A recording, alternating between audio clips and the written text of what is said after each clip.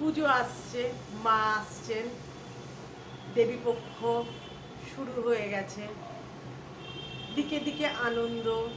মা আসছেন বলে কথা, বছরে একবার করে মা মর্তে আসেন।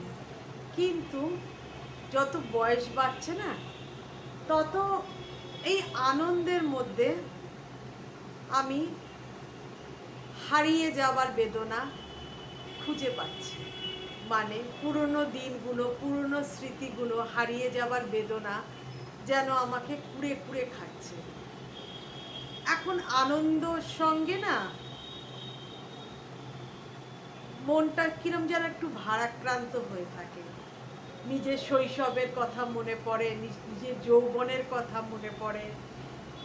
একটা স্বর্ণ যুগ ছিল সেই দিন, সেই গোল্ডেন ডেজগুলো কোথায় যেন হারিয়ে গেল। খুব মনটা খারাপ লাগে, জানো তো। তো যাই হোক, আজকে আমার গুরুদেব পরম ভগবান ভোলানাথের নাম স্মরণ করে আমার ব্লগটা আমি শুরু করছি। তোমরা প্রত্যেকে খুব ভালো আছো আমি জানি, কারণ পুজো আসছে, সবার মনে বেশ আনন্দ। যার যতই দুঃখ কষ্ট বেদনা থাক না কেন, গা ঝাড়া দিয়ে মাথা উঁচু করে সবাই তাদের সামর্থ্য মতন কেনাকাটা করছে, আত্মীয় স্বজনকে দেওয়া থোয়া করছে। তো তোমরা নিশ্চয়ই তাই খুব ভালো আছো, আনন্দে আছো। এরকমই আনন্দ করে পুজোটা কাটিও তোমরা, যেন তোমাদের মুখ থেকে হাসি কোনো দিন ম্লান না হয়। সব সময় হেসো তোমরা, আনন্দে থেকো। আর আমিও বেশ ভালো আছি, তবে যেটা বললাম মনটা একটু ভারাক্রান্ত, কারণ নিজের বাবা মায়ের কথা মনে পড়ছে বারবার। কিছু বিশেষ মুহূর্ত, বিশেষ দিন যদি জীবনে ফিরে ফিরে আসে না, তখন সেই স্মৃতিগুলো যেন ঘিরে ধরে। আমার ক্ষেত্রেও সেটা হয়েছে। খুব ছোটবেলা, সবে মাত্র হয়তো স্কুলে গেছি বা তারও আগে, আমার বাপি আমাদের সকালবেলা আমি মা বাপি তিনজনে মিলে বেরিয়ে পড়তাম ঠাকুর দেখতে। দুবেলা ঠাকুর দেখা হতো তখন। সকালবেলা বাপি মূলত নর্থ কলকাতা, যেমন কুমারটুলি, তারপরে বাগবাজার, যে ক্লাবের পুজোটা এবং ওর আশেপাশে যা যা আছে না ওই পুজোগুলো, তারপরে তোমার সিমলা ব্যায়াম সমিতির যে পুজো, মানে ওই চত্বরে যত পুজো আছে প্রায় 8-10টা পুজো আমরা ঘুরে ঘুরে দেখতাম। ষষ্ঠীর দিন থেকে মেনলি আরম্ভ হতো, কারণ মায়ের স্কুল ছুটি হতো পঞ্চমী হয়ে, কারণ তখন মাকে বাড়ির কোনো কাজ করতে হতো না, কারণ আমার রান্নার লোক, আমাদের বাড়িতে রান্নার লোক ছিল, প্লাস আমার তো পুতুল ছিল যে আমাকে দেখাশুনো করতো। এবং আর একজনও ছিল, যেহেতু তখন আমাদের বাড়িতে পাম্প ছিল না, আমাদের নিচ থেকে জল তুলতো, তো সেই একটি লোক ছিল যে নিচ থেকে জল তুলে মানে আমাদের বাথরুমে, রান্নাঘরে খাওয়ার জল সব ভরে দিত। তো ওরা ছিল বলে মাকে সেরকম কাজ করতে হতো না। তো সকালবেলা উঠে, ঘুম থেকে উঠে ব্রেকফাস্টটা করেই সেজে গুজে মোটামুটি 10টার মধ্যে আমরা বেরিয়ে পড়তাম ঠাকুর দেখে বাড়ি আস্তে আস্তে 1টা-1.5টা। অধিকাংশ সময় আমি হয়তো, যখন আমি স্কুলে ভর্তি হয়নি, আমি ঘুমিয়ে পড়তাম, সে কোলে করে বাপি নিয়ে আসতো। এবং যেখানে যেখানে ভিড় হতো না, বাপি এরকম কাঁধে করে, কোলে করে, মানে কাঁধে ওপর চাপিয়ে বাপি ঠাকুরগুলো দেখাতো। তো বারবার সেই স্মৃতিগুলো মনে পড়ছে, কত কি হারিয়ে ফেললাম জীবন থেকে। এবং সন্ধেবেলা বাপি আর বেরোতো না, তখন মায়ের সঙ্গে আমি বেরোতাম। এটা চলেছে আমার কলেজ যাওয়ার আগে পর্যন্ত, এই জিনিস আমার চলেছে। সকালে বাপি, বিকেলে মা। মায়ের সঙ্গে সাউথ ক্যালকাটার এগডালিয়া, তারপরে তোমার যোধপুর পার্ক, তারপরে আরও আছে সিঙ্গি পার্ক, দেশপ্রিয় পার্ক, তারপরে ভবানীপুর। তো মানে আরম্ভ হতো তোমার ধরো ওই পদ্মপুকুর থেকে, রয় স্ট্রিট, পদ্মপুকুর, নর্দার্ন পার্ক থেকে শুরু করে একদম সেই মুক্তধারা, 23 পল্লী, তারপরে আরও অধিককার যা ঠাকুরগুলো আছে সব দেখে, গাজা পার্ক, একদম শেষ হতো তোমার ওই ফরওয়ার্ড ব্লক আছে, ওই সব দিকে ঠাকুর দেখে, কালীঘাট ঠাকুর দেখে তবে বাড়ি ফেরা। মানে খুব ঠাকুর দেখতাম। তো সেই মা বাবা চলে যাওয়ার সঙ্গে সঙ্গে সেইগুলো আস্তে আস্তে, তো মানে মা বাবা চলে যাওয়ার সঙ্গে সঙ্গে বলবো না, যখনই বাবা মায়ের বয়স হলো সকালে ঠাকুর দেখাটা বন্ধ হয়ে গেল। বাপি আর তখন বেরোতো না সকালবেলা, বা পাড়ার প্যান্ডেলেই বসে থাকতো। তখন এই 9-10-এ ওঠার পর আমি আমার স্কুলের বন্ধুদের সঙ্গে সকালটা বেরোতাম। বেরিয়ে টেরিয়ে, তখন তো পুঁজি কম ছিল হাতে, অত পয়সা ছিল না আমাদের, তা ওই বাস ভাড়া বাবদ কিছু টাকা দিয়ে দিত বাবা মারা, আর কিছু টুকটাক খাবো। তাই জন্য এখন যেমন ছেলেমেয়েরা ভালো ভালো রেস্টুরেন্টে বসে বন্ধু বান্ধবের সঙ্গে খায়, আমাদের কিন্তু সেইগুলো ছিল না। ওই বড়জোর ফুচকা, আলু কাবলি, কোল্ড ড্রিঙ্কস, আইসক্রিম, এর মধ্যেই সীমাবদ্ধ থাকতো। কোথাও একটা মিট করতাম, কখনো তোমার ওই গোল পার্কের একটা মৌচাকের মিষ্টির দোকান, যেটা এখন বন্ধ হয়ে গেছে, ওখানে আমরা অনেক সময় মিট করতাম। আবার অনেক সময় আমরা মিট করতাম তোমার দেশপ্রিয় প্রিয় পার্কের সামনেও মিট করতাম। আবার অনেক সময় আমরা ভবানীপুরে ওই পদ্মপুকুরের সামনে এরকম সবাই মিলে জড়ো হয়ে আমরা ঠাকুর দেখতে যেতাম। ঠাকুর দেখা চলতো ধরো সকাল থেকে, মানে 8টার সময় বাড়ি থেকে বেরিয়ে যান, 9টার সময় হয়তো দেখা করতে হবে, 9টা থেকে 1টা পর্যন্ত চুটিয়ে ঠাকুর দেখে বাড়িতে এসে কোনো রকমে নাকে মুখে গুজে একটু শুয়ে বিশ্রাম নিয়ে নিতাম। কারণ বিকেলবেলা তো আমার মায়ের সঙ্গে বেরোতে হবে, কারণ মাও তো সারা বছর কাজকর্ম করে, মারও ইচ্ছে করতো আর সকালবেলা তো ঠিক লাইটনিংগুলো দেখা যায় না, হয়তো একই ঠাকুর, মানে ভবানীপুর মা মিক্স করবে না, যেহেতু মায়ের আদি বাপের বাড়ি ছিল ভবানীপুর, পরে বেহালায় গেছে, কিন্তু প্রথমে তো ভবানীপুরে থাকতো। ভবানীপুর কখনোই মা মিস করবে না, কাজে হয়তো আমি বন্ধুদের সঙ্গে সেই ঠাকুরগুলো দেখে নিয়েছি। আবার লাইট ঝলমল করছে সেরকমভাবে সন্ধ্যে থেকে রাত পর্যন্ত দেখা সব হারিয়ে গেল, জানো তো। মানে পুজো যত না দিয়েছে, অনেক কিছু ছিনিয়েও নিয়েছে। সেই বাল্য বন্ধু, সেই স্কুলের বন্ধু, এখন কিছু জনের সঙ্গে ভাব আছে, অনেকের বাড়িতে পুজো, মানে ভাব আছে বলতে মানে ফোনে কথাবার্তা হয়, মাঝে মাঝে দেখাও করে হয়তো কোনো রেস্টুরেন্টে বসে খাই, কিন্তু প্রত্যেকে সেই এনার্জিটা নেই, জানো তো। এই প্যান্ডেলে ঘুরে ঘুরে ঠাকুর দেখার এনার্জিটা নেই, মানে সেই এনার্জিটাও আমরা হারিয়ে ফেলেছি। যদিও আমি বিকেলবেলা এখনো প্রতিদিন আমার মেয়েদের সঙ্গে ঠাকুর দেখতে বেরোই, ওদের মুখ চেয়ে, কারণ ওরাও তো সারা বছর কাজ করে, ওদের মুখ চেয়ে বেরোই, এবং আমারও ভালো লাগে, বাজে কথা বলবো না, মিথ্যে কথাও বলবো না, আমারও ভালো লাগে। কিন্তু এখন যখন আমার বন্ধু বান্ধবদের বলি, তখন ওরা বলে, বাবা তুই কি করে দেখিস, মানে আমার ফটোগুলো যখন ওরা দেখে ফেসবুকে, তো বলে, বাবা তোর এখনো এনার্জি আছে, তোর হাতে পায়ে ব্যথা হয় না? আরে হ্যাঁ রে, বাড়িতে এসে ভাবি কাল আর বেরোবো না, কিন্তু আবার পরের দিন যেই মানে বেলা বাড়তে থাকে, ভাত টাত খেয়ে উঠে বিশ্রাম নিয়েই বেরোতে হবে, তখন যেন একটা নতুন উদ্যম চেপে বসে আমার মধ্যে, আবার বেরোনো, আবার এই।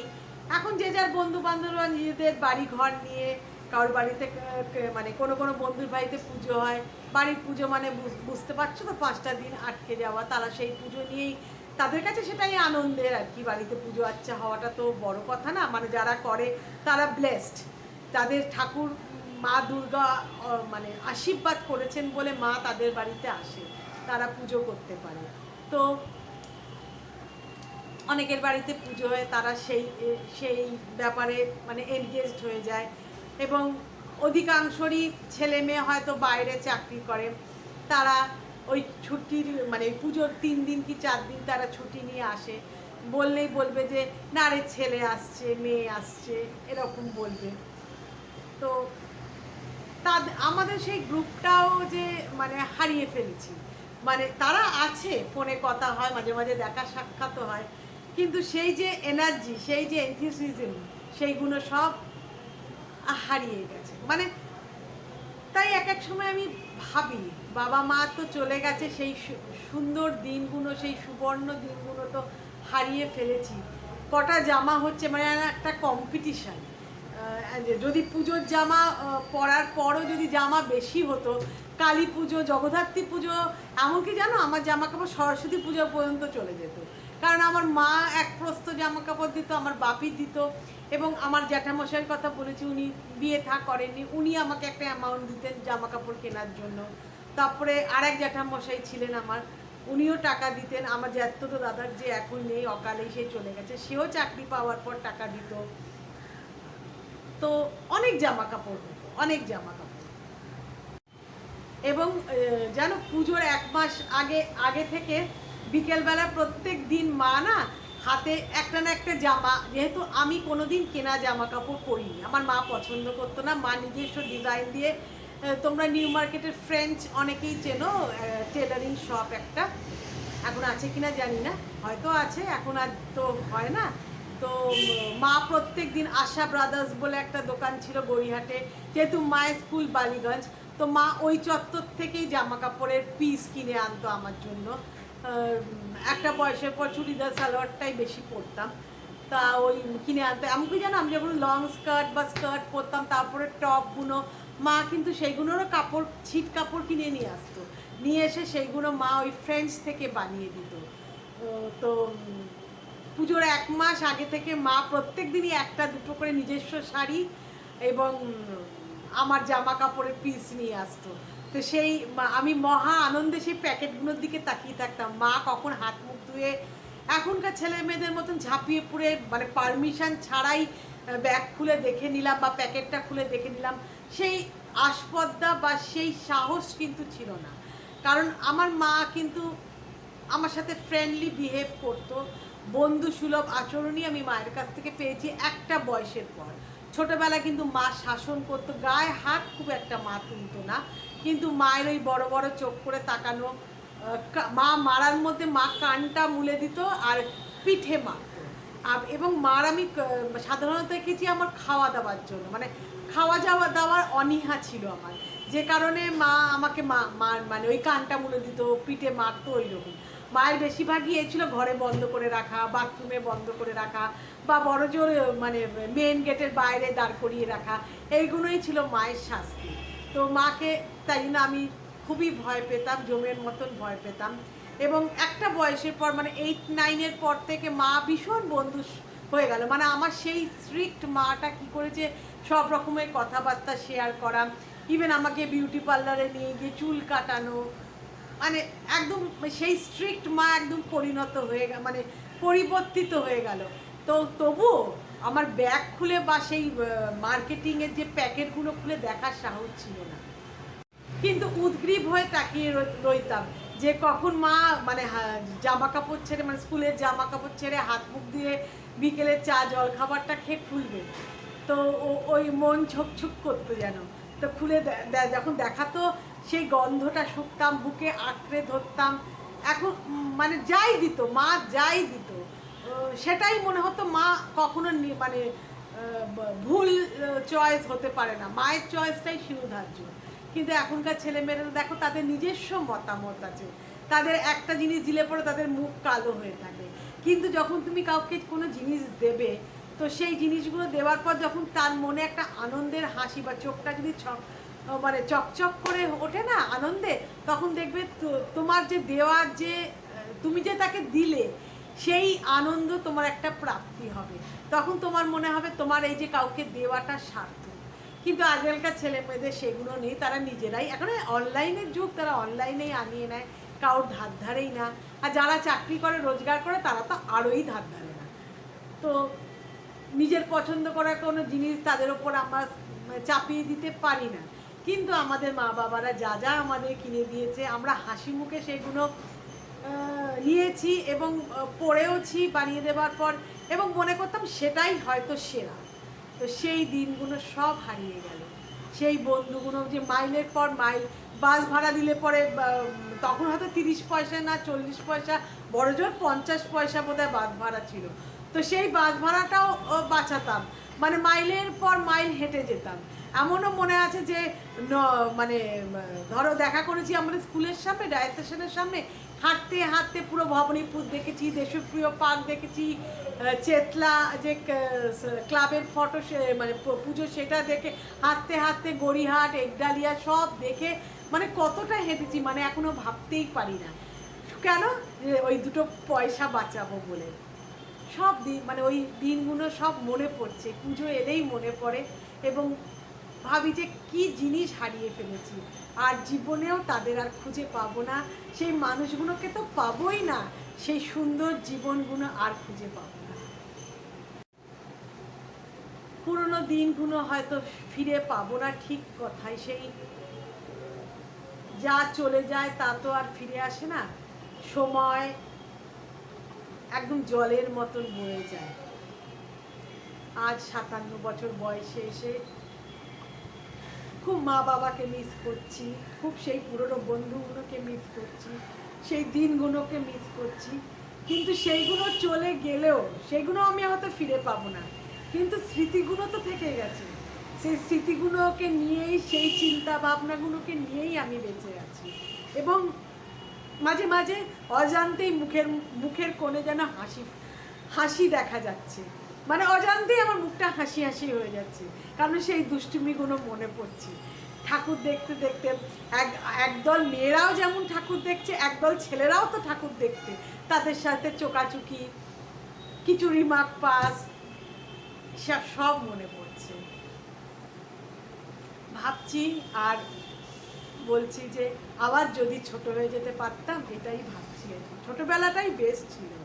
বড় হওয়ার পর, বিয়ে হওয়ার পর যেই বাড়িতে এলাম সেই বাড়িতে অত ঠাকুর দেখার চল নেই, তবুও আমার স্বামী আমাকে নিয়ে, যেহেতু আমার এত ঠাকুর দেখার নেশা, আমাকে নিয়ে কিন্তু যেত। হয়তো অনেক ঠাকুর দেখতাম না, কিন্তু প্রত্যেক দিনই আমাকে নিয়ে বেরোতো। এবং আর যে বাড়ির লোকেরা, তাদের অত ইন্টারেস্ট ছিল না। দেখবে এক দলের যদি ইন্টারেস্ট না থাকে, সেই ঠাকুর দেখার যে জোয়ার, মানে জোয়ারের মতন যে একটা উচ্ছ্বাস, সেটা দেখবে কিছুটা ক্ষীণ হয়ে যায়। যেদিন যায় সেই দিন আর ফিরে আসে না। এই স্মৃতিটুকু নিয়েই বেঁচে আছি। যে কদিন বাঁচবো এই স্মৃতিগুলোই আমাকে আনন্দ দেবে। বাবা মা তো নেই, আস্তে আস্তে অনেক মানুষই জীবন থেকে চলে যাচ্ছে এবং চলে যাবে। তবু তো আমার মতন তোমাদেরও হয়তো এই স্মৃতি আঁকড়েই তোমরা বেঁচে আছো। এরমভাবেই বেঁচে থেকো, এরমভাবেই আনন্দ করো, আনন্দটুকুকে খুঁজে নিতে হবে। এত হারিয়ে যাওয়ার মধ্যেও আনন্দটুকু খুঁজে নিতে হবে। তো কেমন লাগলো আমার এই বলা? তোমাদের জীবনের সঙ্গেও কি মেলাতে পারছো? যদি মেলাতে পারো, প্লিজ কমেন্ট করে আমাকে জানিও, এবং আমার চ্যানেলটিকে সাবস্ক্রাইব করতে কিন্তু ভুলো না। আর আমার পাশে থেকো, আমার হাতটা শক্ত করে ধরে দেবো, কেমন? Bye bye, thank you so much.